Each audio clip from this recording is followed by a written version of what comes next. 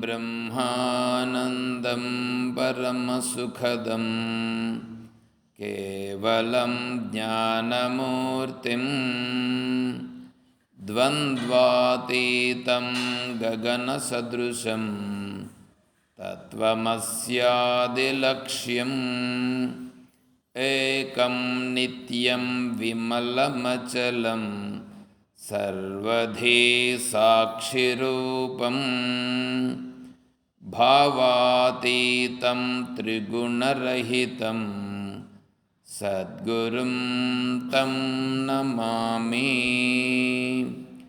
ॐ सहना भवतु सहनौ भुनक्तु सह वीर्यं करवावहै तेजस्विनावधीतमस्तु मा विद्विषावहै। ॐ शान्तिः शान्तिः शान्तिः। हरिः ॐ तत्सत्। ॐ श्रीगुरुभ्यो नमः। ఓం పరిపూర్ణ పరబ్రహ్మస్వరూపులకు ప్రియాత్మ బంధువులారా, ఓం. 132వ పేజీ స్తోత్రమంజరి.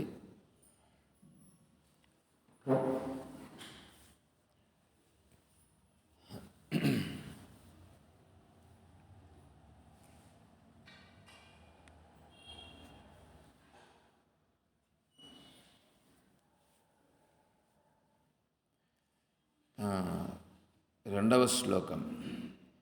విహితస్యాననుష్ఠానాత్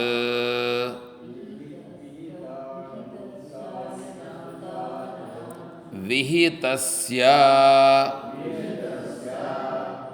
ననుష్ఠానాత్ నిషిద్ధస్య చ సేవనాత్ అనిగ్రహ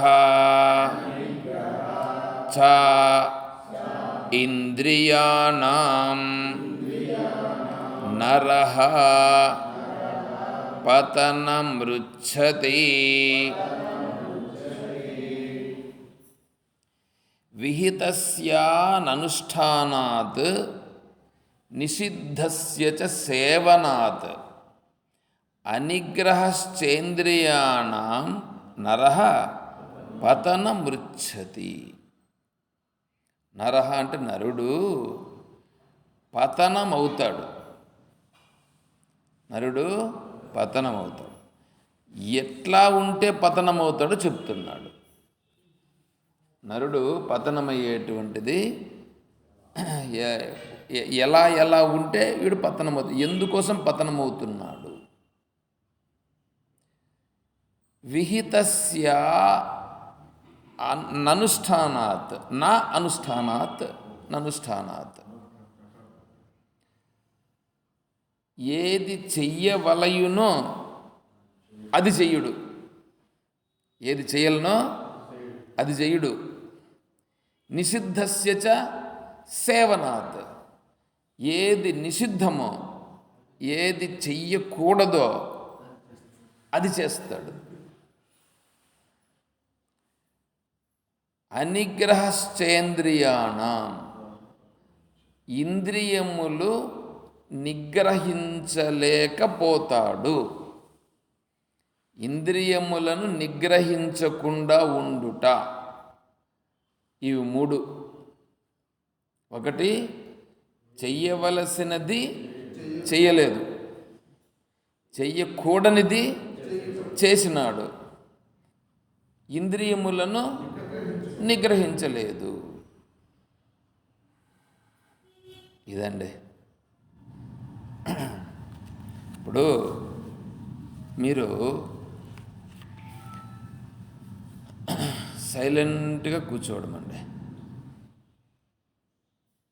సైలెంట్గా కూర్చోవడం, ఏం పని చేసేది లేదు, ఏమీ ఆలోచన కూడా చేసేది లేదు. అలా ఉండుట సులభమా, ఏమైనా పని చేయుట సులభమా?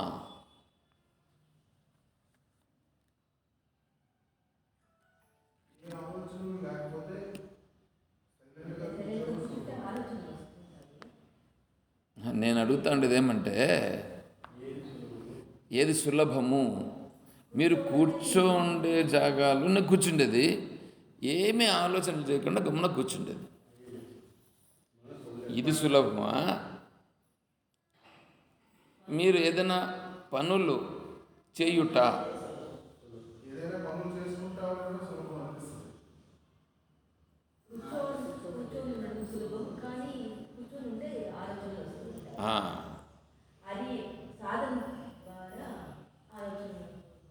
ఇప్పుడు సైలెంట్గా ఉండుట, నువ్వేం పని చేసే పని లేదు కదా, హాయిగా నిర్మలంగా ఉండుటయే, హాయిగా ఉండుటయే. అది ఉండలేడు, అది అదే ఏదో ఒక పని పెట్టు, ఏదో ఒక పని పెట్టు, ఆ పనిని చాలా పర్ఫెక్ట్గా చేస్తాడు, చాలా పర్ఫెక్ట్గా చేస్తాడు. ఏదైనా ఒక పని పెట్టినామని అనుకోండి, ఆ పనిని పర్ఫెక్ట్గా చేస్తాడు. ఒకతను ఫిలాసఫర్ ఒకతను అన్నమాట, ఆయన పేరు కూడా ఏదో చెప్పారు, నేను అవంతా స్టడీ చేయలేదు కానీ చెప్పగా విన్నటువంటిదే, స్వామీజీ చెప్పగా విన్నటువంటిది. ఆయనకు పెద్ద పెద్ద పేరుంది. సరే, ఆయన మామూలుగా వాకింగ్ పోయి వస్తూ ఉంటాడనమాట. ఒకసారి ఈయన చాలా గొప్పవాడు అని చెప్పి అందరూ చెప్తూ ఉంటే ఒకతను విని, అతని దగ్గరవి ఏమన్నా మనకు పనికొచ్చేటువంటిది ఏమైనా ఉంటే తెలుసుకుందామని చెప్పి అనుకున్నాడు. అనుకొని ఆయన వెళ్ళి ఆయన దగ్గరికి పోయి అడిగాడు, మహాత్మా, మీరు చాలా గొప్పవాళ్ళని చెప్పారు, మిమ్మల్ని ఆశ్రయిస్తే నాకు ఏదన్నా కొద్దిగా మంచి జరుగుతుందని వచ్చినాను అన్నాడు. సరే, మంచిదే, చెప్పండి, మీకు నేనేం చేయగలను అని అన్నాడు. మీరే నాకు చెప్పాలి ఏమైనా అన్నాడు. నేను చెప్పడం ఏముందండి, మీరేమన్నా అడిగితే నేను చెప్పగలుగుతాను, మీరేమి అడగకుండానే నేనేం చెప్పగలను, మీరు నాకేమన్నా సహాయం చేయాలి, మీ దగ్గర ఉండే సామర్థ్యాన్ని దీన్ని బట్టి. నా దగ్గర ఏముంది కాబట్టి నేను సహాయం చేయడానికి. సరే, మీరేం చేస్తారో చెప్పండి అని అడిగాడు ఇతను. మీరు ఇతను అడిగాడు, ఎవరు వచ్చిన వ్యక్తి. ఎందుకంటే ఈయన నువ్వేమన్నా అడిగితేనే చెప్తానని అంటున్నాడు, కానీ ఎంతసేపు ఇంకేం ఇది చేయట్లేదు కాబట్టి మళ్ళీ లాస్ట్కి ఇతనే అడిగాడు, మీరేం చేస్తారో చెప్పండి, నాకు మీరేం చేస్తారో చెప్పండి, దాన్ని బట్టి నేను అడుగుతాను అన్నాడు. నేనా, కాఫీ చేసుకుని వచ్చాడు అతను, ఈ కాఫీ నీకు ఇస్తున్నాను, ఈ కాఫీ నేను తాగుతాను, కాఫీ తాగుతాను అని చెప్పాడు. కాఫీ ఇస్తే ఈయన కూడా కాఫీ తాగుతాడు కదా, ఈయన కాఫీ తాగుతాడు, ఆయన కాఫీ తాగుతాడు.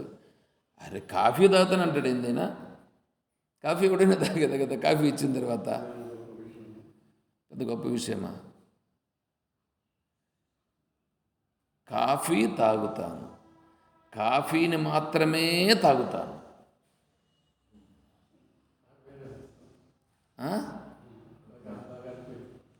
కాఫీని మాత్రమే తాగుతానంటే అర్థం ఏమిటే, ఏమీ తాగేది లేదు, ఆ సమయంలో వేరే ఏమీ లేదు, వేరే భావములు కూడా ఏమీ లేవు, కాఫీ తాగుతాను నేను అంతే. కాఫీ తాగే సమయంలో కాఫీని మాత్రమే తాగుతాను, కాఫీ తాగుతా అనే భావనలోనే ఉంటాను, ఇంక వేరేది ఉండదు నాకు. నేను కూడా తాగుతానన్నాడు. తాగన్నాడు. ఫస్ట్ సిప్ తాగాడు, కాఫీ తాగుతున్నాడు, కాఫీని ఎంజాయ్ చేశాడు. రెండో సిప్ తాగాడు, ఏదో కొద్దిగా తేడా, అంటే అప్పుడే మనసులో వేరే విషయాలు ఏంటో వచ్చాయి. మూడో సిప్ తాగేటప్పటికి కాలేదు, అంటే వేరేది వచ్చేసింది మైండ్లోకి. అంటే ఇప్పుడు ఏమైంది, కాఫీని తాగుట కూడా సక్రమముగా చెయ్యలేడు అనేటువంటిది అర్థమైపోలే. ఇప్పుడు ఇక్కడ కావాల్సింటే మీరు ప్రయత్నం చేసుకోండి, మీరు ఇంటికి పోయి కావాల్సి ఉంటే. ఫిలాసఫీ అంటే తత్వశాస్త్రం ఇట్లాగే ఉంటుంది. తత్వశాస్త్రం అనేటువంటిది యథార్థమును చెప్తుంది, మిరాకిల్స్ ఉండవు. ప్రజలకు కావాల్సింది మిరాకిల్స్ ఎందో హీంఫట్లు అట్రాక్షన్స్ కావాల్సి ఉంటుంది. భగవద్గీత మిరాకిల్స్ చెప్పదు, అట్రాక్షన్స్ చెయ్యదు. తత్వం ఎప్పుడు ఉన్నదానిని తెలియచేస్తుంది. సత్యం అంతే. ఎవడు ఏ పని చేస్తుంటాడో ఆ పని మాత్రమే చేయగలగడం అనేటువంటిదే అది ఏకాగ్రత. రోడ్డింటి బండి నడుపుతుంటాడు, బండి నడుపుతున్నాడు కదా, బండి నడుపుతానే ఉంటాడు. వీడి ఆలోచనలు ఏంటంటూ ఉంటాయి. దయానంద సరస్వతి స్వాముల వారు చెప్పారు, ఒకతను ఫ్లైట్లో కూర్చున్నాడట. ఫ్లైట్లో కూర్చుంటే ఎన్ని టికెట్లు తీసుంటాడు? ఒక టికెట్ కదా తీస్తాడు. వాడు ఎన్ని ఆలోచనలు చేస్తానంటే, ఇండియాలో ఉంటే నేనేం చేస్తాము, ఎట్లా చేస్తామని ఇది ఆలోచిస్తున్నాడు. ఇప్పుడు ఫ్లైట్లో ఉన్నాడు, ఫ్లైట్లో కూర్చుని ఆలోచన చేస్తున్నాడు. అమెరికాకి పోతున్నాడు, అమెరికాలో పోయిన తర్వాత అక్కడ ఏం చేయాలని ఆలోచిస్తున్నాడు. అట్లా అమెరికా వాళ్ళతో మాట్లాడుతున్నాడు, ఇట్లా ఇండియా వాళ్ళతో మాట్లాడుతున్నాడు, ఇంకా పక్కలో ఉండే వాళ్ళతో కూడా మాట్లాడుతున్నాడు. అప్పుడు వీళ్ళలో ఎంతమంది ఉన్నారు? ఇప్పుడు ఇక్కడ ఇండియా ఉండే వాళ్ళతో మాట్లాడుతూ ఉండే భావన ఉందా? అమెరికా వాళ్ళతో మాట్లాడుతూ ఉండేది ఉందా? ఇప్పుడు వీడు పక్కలో ఉండే వాళ్ళతో మాట్లాడుతూ ఉందా? అంటే ఈ ముగ్గురితో మాట్లాడుతూ ఉండేది, ప్లస్ మళ్ళీ వీడొకడు. అంటే వీడికి ఇప్పుడు ఎంతమంది ఉన్నారు అక్కడ? 4 ఉన్నారు. అంటే 4 టికెట్లు తీయాలి వీడికి, కానీ వీడు ఒకటే టికెట్ తీసుకున్నాడు. చూడండి, ఎక్కడుంటాడు వీడు ఆనందంగా?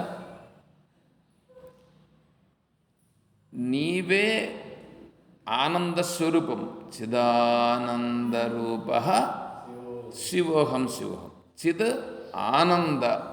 ఆనందం ఎక్కడుంది? ఆనందం బయట ఎక్కడ లేదు. ఆనందము బయట లేదు. ఆనంద స్వరూపుడు నీవే అయి ఉన్నావు. ఆనందము నీ స్వరూపం. గాఢ నిద్రలో పోయినప్పుడు నీకు ఆనందంగా ఉంది. గాఢ నిద్రలో ఎందుకు ఆనందంగా ఉంది? విషయములు ఏమీ లేవు. నీ మనస్సు ఏకాగ్రమైనట్లుగా ఆటోమేటిక్గా మనస్సుకు విషయాలు లేవు అక్కడ. అందువలన అక్కడ ఆనందంగా ఉన్నది. అంటే మనస్సు అణిగిపోయినది.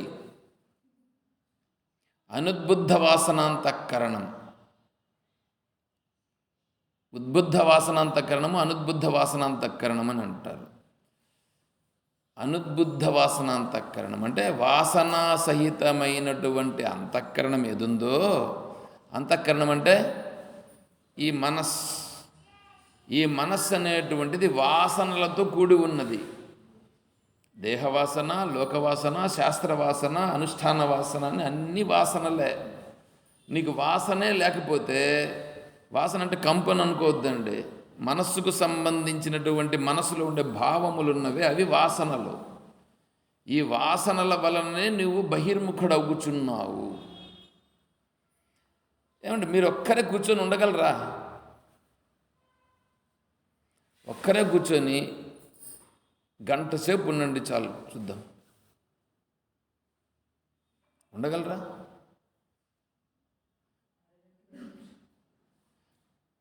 నేనేమన్నా వేరేటువంటి చెప్తున్నానా?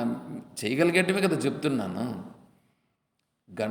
గంట సేపు ఎందుకండి? 10 నిమిషాలు గమన సైలెంట్గా కూర్చొని చూద్దాం, ఉండగలమా?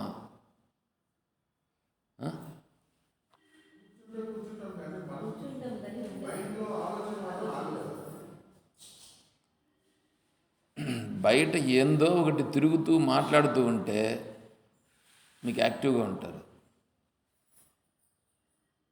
యాక్టివ్గా ఉండగలుగుతారు.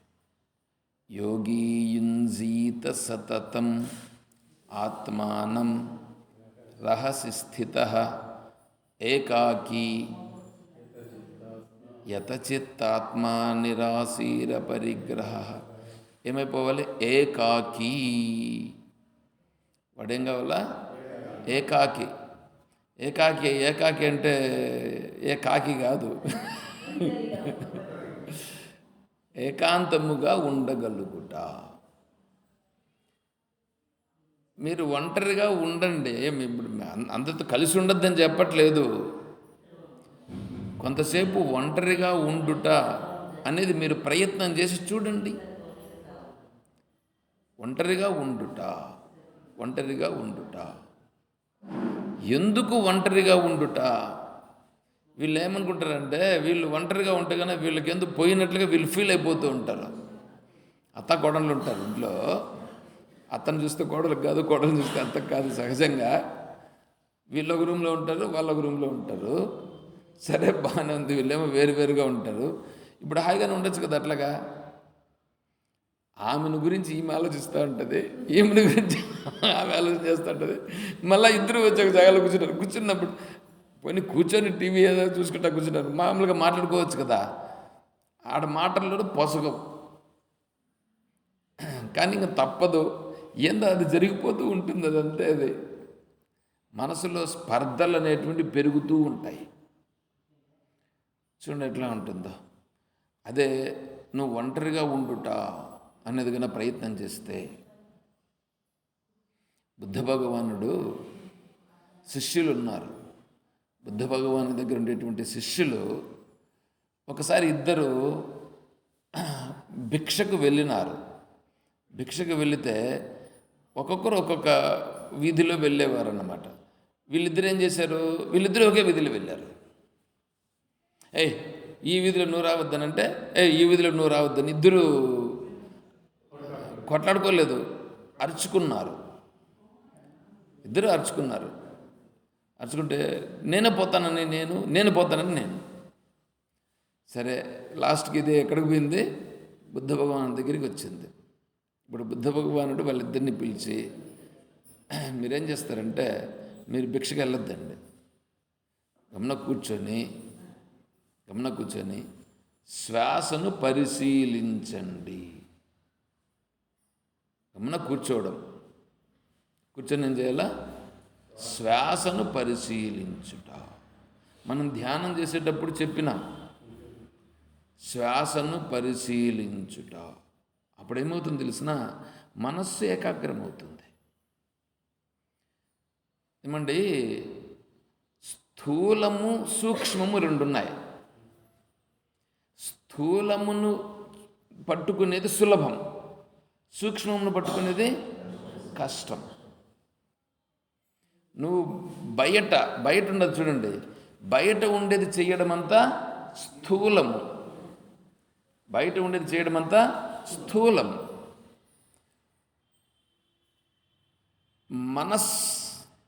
ఇప్పుడు శరీరము ఇవన్నీ కూడా స్థూలం.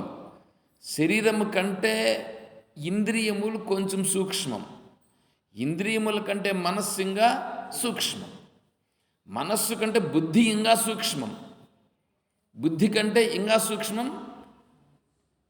చేతనత్వం, దానికంటే ఇంకా సూక్ష్మం ఆత్మస్వరూపం. మనము మెట్లెక్కిపోవాలి ఇట్లాగా. ఎందుకంటే స్థూలములోనే ఎంతసేపు ఉంటాడు. స్థూలమునందు ఉండుట సులభము కాబట్టి, స్థూలంలో ఉండేది సులభం కాబట్టి స్థూలంను బాగా ఏదైనా పని చేయమంటే చేసేస్తాడు. చిన్నపిల్లలు చూడండి, వాడిని గమనం కూర్చోరంటే కూర్చుంటాడు. వాడు ఏమన్నా వాడు కూర్చోడు, వాడు పరిగెత్తి పోతుంటాడు. వాడిని పట్టుకొని రావాలా, పట్టుకొని వచ్చి కూర్చుంటే కూడా వాడు మళ్ళా పోతుంటాడు. మన మనస్సు కూడా అంతే. మన మనసు కూడా స్థూలం వైపు పోవడం అనేటువంటిది ఈజీ. అడవికి పోయి కట్టెలు తెచ్చారంటే తెచ్చేస్తాడు. గమ్మున కూర్చొని 10 నిమిషాలు ఉండరంటే ఉండలేడు. అర్థమవుతుందండి? అదే చెప్తున్నాడు ఇప్పుడు ఇక్కడ చూడండి. విహితస్య నా అనుష్ఠానాత్. నువ్వు ఏది చెయ్యాలనో అది చెయ్యాలి. ఏది చేయాలి? నిత్యకర్మ, నైమిత్తిక కర్మ రెండు ఉన్నాయి. నిత్య నైమిత్తిక కర్మలను చెయ్యాలి.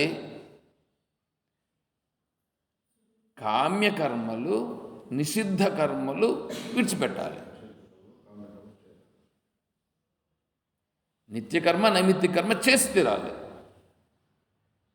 కామ్యకర్మలు, నిషిద్ధ కర్మలు వదిలిపెట్టాలి. వీడు నిత్యకర్మ, నైమిత్తిక కర్మ చేయడు.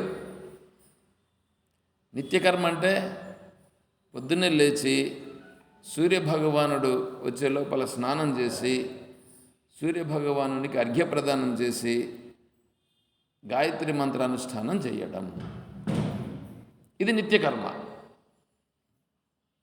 అది చేయడంటే అది చేయడు. ఆ టైంలో ఏం చేస్తాడు? బాగా పనుకుంటాడు. పనుకుంటే పని చేయొచ్చా?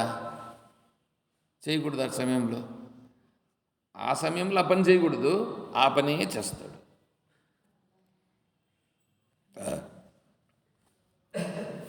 సాత్విక ఆహారము తినవలయును. ఉప్పు, కారము, పులుపు తక్కువగా ఉండి, అసలు లేకుండా ఉంటే ఇంకా మంచిది. ఆయన మంతెన సత్యనారాయణ రాజు ఉన్నాడు చూడండి, ఆయన ఉప్పు, కారం, పులుపు తినమంటాడా? ఆడ ఆశ్రమాలు లేకపోయి వాళ్ళకు 32,000 ఏమో కట్టాలి 15 రోజులు ఉండడానికి. 15 రోజులకు 32,000 కడితే ఆశ్రమంలో పెట్టుకొని ఉప్పు, కారము, పులుపు లేనటువంటి ఆహారం పెట్టి నీ దగ్గర ఎక్సర్సైజులు చేపించి పంపిస్తారు. అదేదో ఉప్పు, కారం, పులుపు లేకుండా మన ఇంట్లో పెట్టుకొని మనం సక్రంగా తినచ్చుగా. అడిగి పోయి డబ్బులు ఇచ్చి తింటేనే మనకు బాగుండేది. అంటే నువ్వు చెయ్యాల్సింది సాత్విక ఆహారం తినవయ్యానంటే సాత్విక ఆహారంని విడిచిపెట్టి నిషిద్ధమైన ఆహారంని తింటాడు. సాయంకాలం పూట రోడ్ల వెంబడి తిరగకుండా ఆ రోడ్ల పక్కలో ఉండేటువంటివి ఏవైతే ఉన్నాయో అందులో పానీపూరీలు, వాడేసేటువంటి మిరపకాయ బజ్జీలు, ఇవి ఏవైతే ఉన్నాయో ఇవంతా అసలు తిననే కూడదు. కానీ వీడేం చేస్తాడు?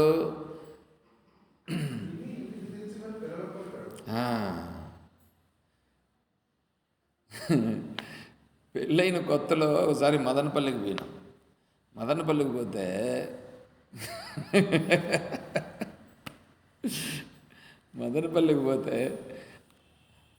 ఆడుండేటివి తినాలనేటువంటి కోరుతుంది ఆమె. ఏం చేయాలి ఇప్పుడు? తీసుకొని ఉండాలనా? తీసికుండా పోతే ఇది కూడా తీసిలేడా అని అంటారు. తీసిస్తే మనసుకు నచ్చదు, వాళ్ళకా తెలియదు. ఎట్లా ఉంటుంది? తీసిలేదని అనుకోండి, లోపల మనసులో కనీసం నేను అడిగితే ఇవి కూడా తీసిలేదని అంటారు. ఎట్లా ఉంటుందండి? అన్నీ ఇట్లా ఉంటాయి. ఏది చేయకూడదో అది చేస్తారు, ఏది చేయాలనో అది చేయరు. విద్యానందగిరి స్వామి వారు చెప్పారు ఇదే శ్లోకాన్ని చెప్పి, చెయ్యకూడని పనులు చేస్తాడు, దాని ఫలితం ఏమొస్తుంది? వ్యతిరేకం పని చేశాడు కదా, కాబట్టి ఏమొస్తుంది? అధర్మమైనటువంటిది వస్తుంది. అధర్మం యొక్క ఫలితం దుఃఖం. నవ్వుతూ చేస్తాడు, చేసేటప్పుడు నవ్వుతూ కదా చేస్తాడు. వేరే వన్ సుత్తుని ఎత్తుకొని వచ్చేస్తారండి. పిల్లోడు స్కూల్లో నుంచి ఏడం చేస్తాడు, పెన్సిలో ఏదో ఒకటి ఎత్తుకొని వచ్చేస్తాడు. వాళ్ళకి చిన్నపిల్లలకి ఏం తెలుస్తుంది? వాళ్ళకి బాగుండదని అంటే కావాలని ఎత్తుకొని వచ్చేస్తాడు. వీళ్ళు తల్లిదండ్రులు చూసి వెరీ గుడ్, భలే ఉందిరే పెన్సిల్, చాక్లెట్ ఏదో అని అన్నారనుకో, వాడేం చేస్తాడు? ఇంకా ఎంకరేజ్మెంట్ అవుతుంది వాడికి, ఓ ఇట్లా చేయలేమో అనేసి. అది ఇప్పుడేమవుతుంది? చెయ్యకూడని పనిని చేస్తున్నాడు, నవ్వుతూ చేస్తాడు. తర్వాత అనుభవించేటప్పుడు పెద్దోడు ఒకడు ఇట్లాగే చేశాడనమాట. చిన్నప్పటి నుంచి పెన్సిల్తో మొదలుపెట్టి దొంగలించడం అనేది ప్రారంభించాడు. వాళ్ళమ్మ దాన్ని ఎంకరేజ్ చేసింది. బాగా పెద్దోడు పెద్ద గజ దొంగ అయిపోయాడు. వాడు గజ దొంగ అయిపోయిన తర్వాత గవర్నమెంట్ ఏం చేసిందంటే ప్రకటించింది, వాడిని పట్టుకుంటే 10 లక్షలు ఇస్తామని. సరే, ఎట్లా దొరికిపోయినాడు. దొరికిపోతే కోర్టులో ప్రవేశపెట్టినారు మరణశిక్ష. అయితే నీకు లాస్ట్లో నీ కోరిక ఎందుకు చెప్పు తీరుస్తాం. మా అమ్మను మాట్లాడాలా అన్నాడు. మా అమ్మతో మాట్లాడాలను, సింపుల్ కోరిక. వాళ్ళమ్మతో మాట్లాడాలన్నారు. వాళ్ళమ్మని పిలిపించండి. వాళ్ళమ్మని పిలిపించినారు. వచ్చింది వాళ్ళమ్మ. దగ్గరికి రామ్మ అన్నాడు. దగ్గరకు వచ్చింది. అంటే ఆమె అనుకుంటుంది చెవులో ఏదో చెప్పాలని అనుకుంటున్నాడు.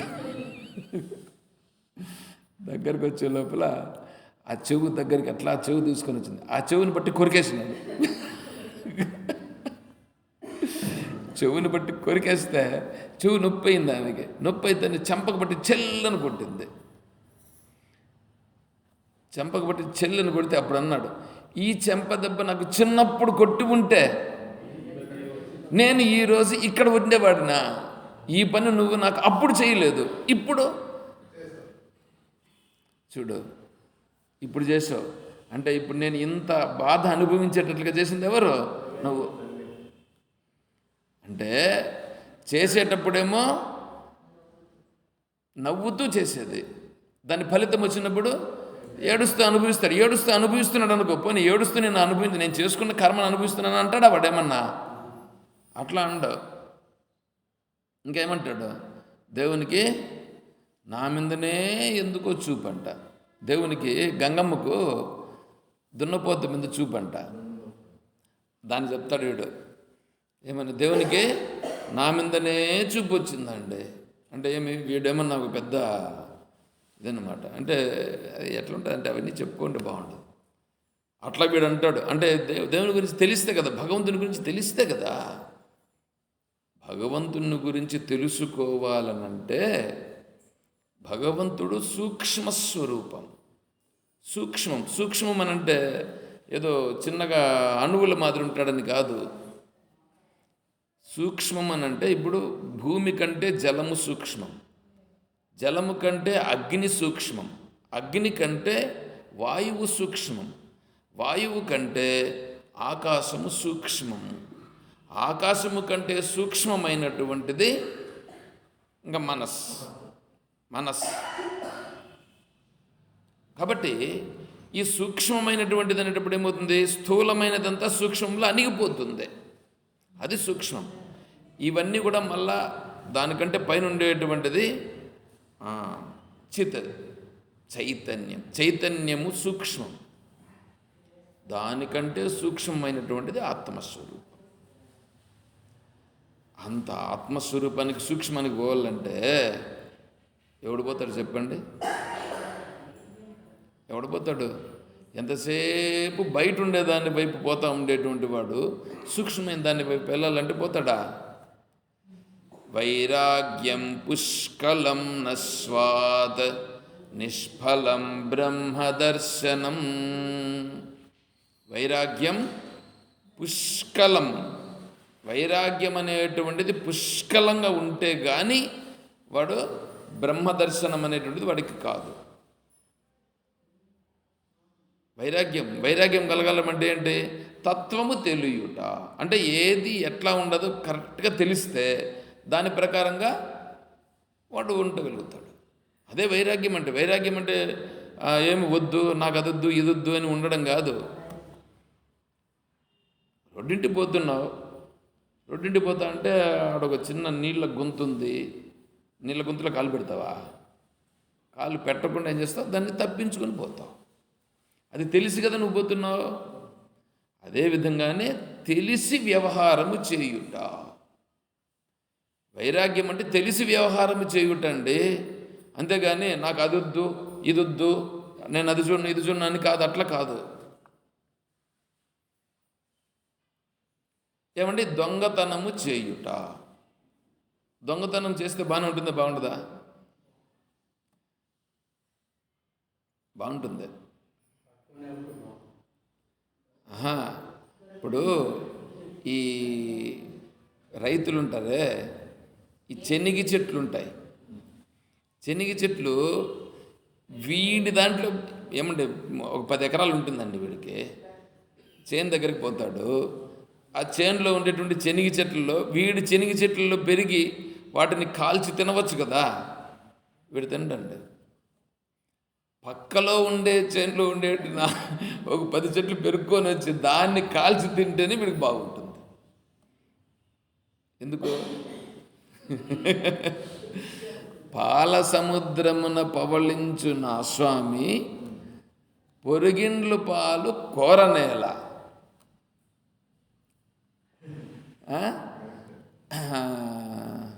మళ్ళేంటి? ఇతరుల సొత్తు ఎల్లవారికి తీపి విశ్వదాభిరామ. ఎందుకంటే పరుల సొత్తు వేరే వాళ్ళ సొత్తు కాబట్టి అందరికీ తీపే, నీకు కూడా తీపే. అందుకే నువ్వు వేరే వాళ్ళ ఇంట్లోకి పోయి పాలు పెరుగు అంత దొంగలిసిన అవన్నీ ఎత్తి పొడిచినారు అక్కడ. ఇప్పుడు చూడండి, మళ్ళీ ఆ మాట మాట్లాడితే వీళ్ళు ఏమంటారు తెలిసిన, పక్క చేనులో ఉండేది తింటే భలే తీపి అని చెప్పేవాళ్ళు. నేను కూడా తింటూ ఉంటే అట్లా అంటే ఏం తీపి తీపి అంటుంటారు. ఆ చెనిక్కాయలు అట్లే ఉన్నాయి, ఈ చెనిక్కాయలు అట్లే ఉన్నాయి, ఏం తేడా ఏమీ లేదని అంటే నీకు తెల్లకమ్మనంటారు.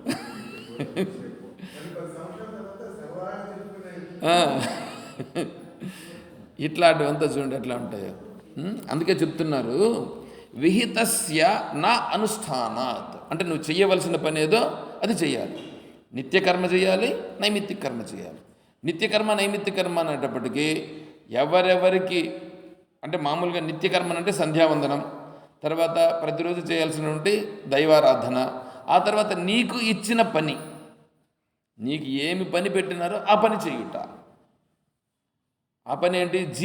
జీవనము కొనసాగుట కొరకు ఆ పనిని చేయుట. ఆ పనిని ఖచ్చితంగా చేయుట, ఖచ్చితంగా చేయుట. దానిలో మళ్ళా పొరపాట్లు లేకుండా చేయుట. అది చేస్తే అదే దైవారాధన.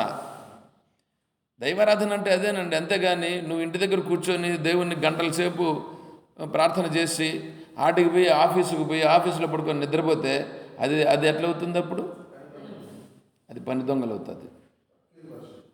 నీ పనిని నువ్వు చేయాలి కరెక్ట్, అది నిత్యకర్మ. తర్వాత నీకు రావాల్సింది ఏదో వస్తుంది, దాంతో సంతోషపడాలి. అంతేగాని ఇష్టం వచ్చినట్లుగా వేరంతా చేయడం అనేది చేయకూడదు. నిషిద్ధస్య చ సేవనాత్. నిషిద్ధమైనటువంటి దానిని సేవించరాదు. శాస్త్రం నిషిద్ధం చేసింది. రజోగుణ తమోగుణమును కలిగించేటువంటి పనులను చెయ్యరాదు. ఆహారం రజోగుణాన్ని కలిగించే ఆహారము, తమోగుణాన్ని కలిగించే ఆహారాన్ని తీసుకోకూడదు. చెప్పుకున్నాం కదా, ఉప్పు కారము పులుపు గడిచిపోయింది. నిన్నటి అన్నము, నెక్స్ట్ ఇంకోటి చెప్దామని అనుకున్నాను. ఇప్పుడు దానం గురించి ఎప్పుడు పొద్దున్నే అనుకుంటా చెప్పుకున్నాము. దానం చేసేటప్పుడు వేరే వాళ్ళకి ఇస్తున్నామని అనుకోండి, ఏది ఇవ్వాలినంటే నీవు తినేదానికి యోగ్యమైనది ఉంటే అదే ఇవ్వాలి వాళ్ళకి. నీవు తినేదానికి యోగ్యమైనది కాదనో, లేదా అది కొంచెం సమయం అయిందనో, పనికిరానిదనో అది ఇవ్వకూడదు. అంటే దానం చేసేటప్పుడు నెక్స్ట్ ఇంకోటి ఏమంటే, మనం వస్త్రాలు ఉంటాయి కదా, వస్త్రాలు కొద్దిగా పాత పడిపోయినాయని చెప్పి ఈ వస్త్రాలు మనం వేరే వాళ్ళకి ఇస్తుంటాం. స్వామీజీ ఏమన్నారంటే, నువ్వు వస్త్రాలు దానం చేయాలని అనుకుంటే కొత్త వస్త్రాలు తీసుకొని వచ్చి వాళ్ళని కూర్చొని పెట్టి వాళ్ళకి ఆ వస్త్రాలు ఇవ్వాలట. ఎందుకంటే వాళ్ళకి ఇచ్చేటప్పుడు వాళ్ళు బాగా సంతోషంగా ఉండాలి. కాబట్టి నువ్వు దాన్ని ఇవ్వాలి. అంతేగాని పనికిరానటువంటిది ఇవ్వకూడదు. ఇంటికి పని మనిషి వస్తుందని అనుకోండి, పని చేసేదానికి. ఆ పని మనిషిని స్వామి ఏమంటారంటే, ఇప్పుడు వీళ్ళు పని చెయ్యక ఇంట్లో చేసుకోవాల్సిన పనులు, వీళ్ళు చేయాల్సిన పనులు సక్రమంగా చేసుకుంటూ ఉంటే వీళ్ళకి బీపీలు షుగర్లు రావు. ఏమంటే ఇంతకుముందు రుబ్బురోలు ఉండేది,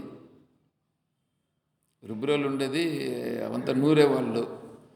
ఏమంటే శనగ్గింజలు చట్నీ చేయాలనంటే ఆ రుబ్బేవాళ్ళు రుబ్బేవాళ్ళు. ఇప్పుడు ఎవడు రుద్దగలరా? రుబ్బుతారా? ఇంక బీపీలు రమ్మంటే రావా? ఏం చేస్తారు చెప్పండి? వీళ్ళు ఏం చేస్తారు? చేయాల్సిన పని చేయరు, మిగతా పనులన్నీ టీవీలు చూడకూడదు, టీవీలు చూస్తారు. ఫోను, నిన్న అమ్మగారు చెప్తా ఉంటారు ఫోన్ల నుంచి మంచి విషయాలు కూడా ఉంటాయని. కరెక్టే, మంచి విషయాలు కూడా ఉంటాయి. మంచి విషయాలకు మాత్రమే ఉందా? చూడండి, మంచి విషయాలు మాత్రమే ఉన్నాయా? దాన్ని దేనికి ఉపయోగించేస్తున్నారు? లేనిపోని వ్యవహారాలన్నింటికి. ఇప్పుడు వేరేవాడు ఫోన్ చేస్తాడండి, మాట్లాడుకుని ఉండాలనా? మాట్లాడాలి కదా. ఫోన్ తీస్తాం, మాట్లాడితే వాడు ఏం చేస్తాడంటే లేనిపోని విషయాలన్నీ చెప్తాడు. వాడు వినకన్నా ఉండాలనా? ఇవి ఏమవుతుంది ఇప్పుడు? మన మనసు ఏమవుతుంది ఇప్పుడు? వాడు మళ్ళీ ఫ్రెండ్ ఒకప్పుడు ఫ్రెండ్. ఆ ఫ్రెండ్ ఎక్కడ ఫ్రెండ్ తెలుసా? అక్కడంత ఫ్రెండ్. ఆ ఫ్రెండ్ ఇప్పుడు పిలుస్తూ ఉన్నాడు, నాయన వద్దురా నేను ఇట్లా పోతున్నట్టే, నువ్వు నేను అది జరిగిందా ఇది జరిగిందని ఏంటంటో చెప్తాడు ఫోన్ చేసి. వినకన్నా ఉండాలనా? ఇప్పుడు ఫోన్ మంచిదే కదా, ఫ్రెండ్తో మాట్లాడడం మంచిదే కదా. మంచి కోసం ఉపయోగించాలని మనం కూడా ఫోన్ చేసేదానికి మాట్లాడితే మన మనస్సును కలత పెడుతూ ఉందా లేదా వేరేమన్నా చేస్తూ ఉందా? చూడండి, అట్లే ప్రతిదీ మంచికి ఉపయోగపడుతుంది, అట్ ది సేమ్ టైం చెడుకు ఉపయోగపడుతుంది. అది బాహ్య విషయానికి సంబంధించి. ఆంతర విషయానికి అదేమన్నా ఉపయోగపడుతుందా? నువ్వు ఏదన్నా సరే తీసుకో, ఆంతర విషయానికి అంటే మానసికంగా నువ్వు శుద్ధమయ్యేటువంటి మార్గం, మనశుద్ధి మార్గానికి ఉపయోగపడేటువంటిది. మనశుద్ధికి ఉపయోగపడాలంటే ఏం చేయాలంటే అన్నింటిని విడిచాడబెట్టు, అన్ని దూరంగా పెట్టు. నీకు అవసరమైతే అదే నీ దగ్గరకు వస్తుంది. నువ్వు ఎంత వారగా పెడితే నువ్వు దూరంగా పెట్టాలి దాన్ని. నువ్వు దూరంగా పెడుతున్నావా లేదా అది దూరంగా పోతా ఉందా చూసుకోవాలంటే. దానంతట అదే దూరంగా ఉండగలగాల. మనం ఏం చేస్తామంటే దాన్ని దూరంగా పెట్టేదానికి కూడా ఇష్టపడం, దగ్గర పెట్టుకుంటే అది డిస్టర్బెన్స్ చేస్తుందా చేయదా? దానినే మనం దూరం పెట్టలేకపోతే ఇంకా మనసులో ఉండేదాన్ని తీసి ఏం దూరంగా పెడతాం? అర్థమవుతుంది ప్రశ్న? స్థూలంగా ఉండేదానినే దూరంగా పెట్టలేకపోతే మనస్సులో ఉండేటువంటి సూక్ష్మాన్ని తీసేయాలి కదా. మనసులో ఉండే సూక్ష్మాన్ని తీయాలంటే ఎక్కడ తీస్తాం? ముందు స్థూలముతో మొదలుపెట్టు, స్థూలమును దూరంగా పెట్టుట మొదలుపెట్టుము, తర్వాత సూక్ష్మమును దూరంగా పెట్టుట అనేది జరుగుతుంది. అనిగ్రహశ్చేంద్రియానం, ఇంద్రియములను నిగ్రహించుట. ఎందుకు? ఇంద్రియములనేం నిగ్రహించాల్సిన పనేం ఉండదు. జ్ఞానం కలిగితే అంటే ఏమి? నీ వివేకం కరెక్ట్గా పనిచేస్తే నిగ్రహించేదేం లేదు. నిగ్రహించడం అంటే ఏంటండి? ఇప్పుడు రోడ్డింటికి పోతున్నాము, అటు టీ హోటల్ ఉంటుంది, టీ తాగడం అంటే నీకు టీ తాగడం అలవాటై ఉంటుంది కాబట్టి టీ వైపు లాగిపోతుంది. ఇంతకుముందు అంత అలవాటు అయి ఉంది కాబట్టి నువ్వు టీ తాగుతున్నావు. అదే నీకు అలవాటు లేదని అనుకో, ఇప్పుడు వాడికి టీతో పని ఏమన్నా ఉందా? ఆ హోటల్తో ఏమన్నా అవసరం ఉందా? బీడీ తాగే వాళ్ళు ఉన్నాడు కాబట్టి బీడీలన్నీ వ్యవహారం జరుగుతున్నాయి. సిగరెట్లు తాగే వాళ్ళు అంతా ఉంటారు కాబట్టి సిగరెట్లు అన్నీ ఉన్నాయి. వాళ్ళందరికీ అవి ఉండనేలే, నాకెందుకు అవసరం అని వీడు అనుకున్నాడని అనుకోండి, దానివైపు పోతాడా? ఈ ఇంద్రియాలు నిగ్రహించడం అనేది ఏంది? వీడు ఇంతకు ముందు నిగ్రహించి లేడు, అందుకని ఇప్పుడు నిగ్రహించడం అని చెప్తున్నారండి. అర్థమైందా ఏమన్నా? వీడు ఇంతకుముందు అంతా బయట పోయి ఇప్పుడు మామూలుగా టీవీ చూస్తుంటాడండి, 10th క్లాస్ అని అనుకోండి, 10th క్లాస్ వాడు టీవీ చూస్తూ ఉంటే వాడు ఎగ్జామ్స్ దగ్గర వస్తే ఎగ్జామ్స్లో ఏమైనా రాగలుగుతాడా? అప్పుడు ఏం చేయాలా?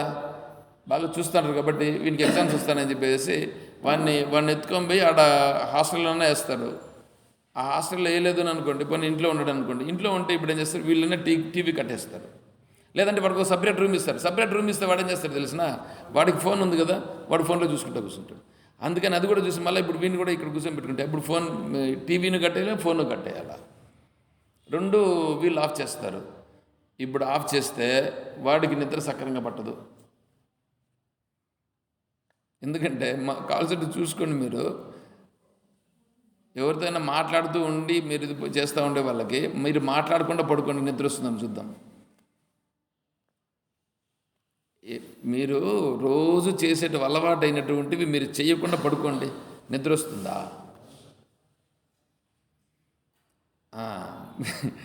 విద్యాప్రకాశానంద స్వామి వారు ఒక కథ చెప్పారు.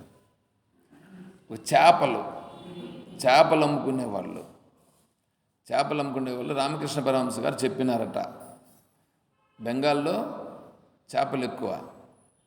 ఈ చేపలు అమ్ముకునేదానికి ఒక ముగ్గురు ఏం చేశారంటే గంపల్లో చేపలు ఎత్తుకొని వస్తారు అమ్ముకునేదానికి. సరే వచ్చినారు, టౌన్లోకి వచ్చినారు, చేపలు అంతా అమ్మేసినారు. సాయంకాలం ఇంక ఇంటికి బయలుదేరినారు. మామూలుగా నడుచుకొని వెళ్ళిపోతారు. అప్పుడేమైందంటే వెంటనే వర్షం పట్టుకున్నది, విపరీతమైన వర్షం.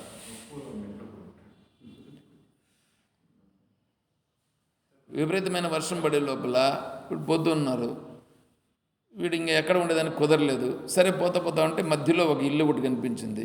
ఆ ఇంటి దగ్గరికి పోతే పంచలో ఉన్నారు.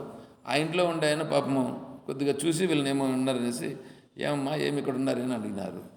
ఈ విధంగా వర్షం వస్తుంది, మేము పక్కలోనే ఊరు మాది, మేము వెళ్దామంటే కుదరట్లేదు వర్షం అన్నారు. సరే రండి, ఈ రూమ్లో ఉండండి అని చెప్పి ఒక రూమ్ ఇచ్చినాడు. ఆ రూమ్లో ఆయన పూల వ్యాపారి అయితే ఆ రూమ్లో అంతా పూలు పెట్టేవాడు. వీళ్ళు ఆ రూమ్లో పోయి పడుకున్నారు. పడుకుంటే నిద్ర రాలా.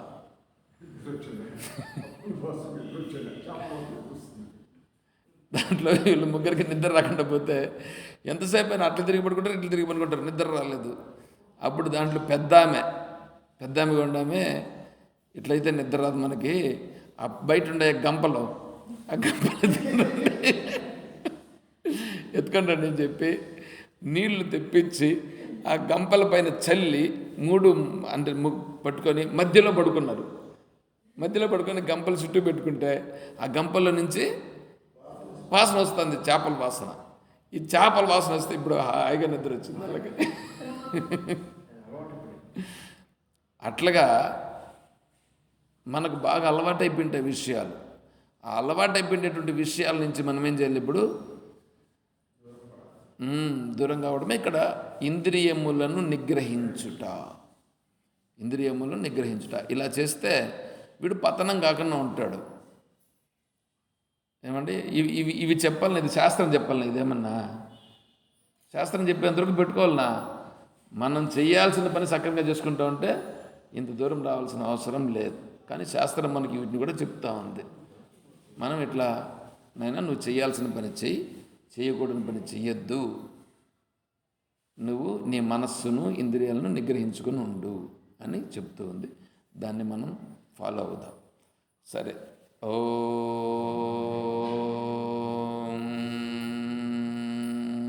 తత్సత్. ఓం సర్వం శ్రీ సద్గురు చరణారవిందార్పణమస్తు. ఓం జై బోలో శ్రీకృష్ణ పరమాత్మకి, జై బోలో గీతా మాతాకి, జై బోలో భక్త మండలికి. హర నమః పార్వతీపతయే. జై సీతారాం. హరి ఓం తత్సత్. ఓం హరి ఓం. శ్రీ గురుభ్యో నమః. ఓం.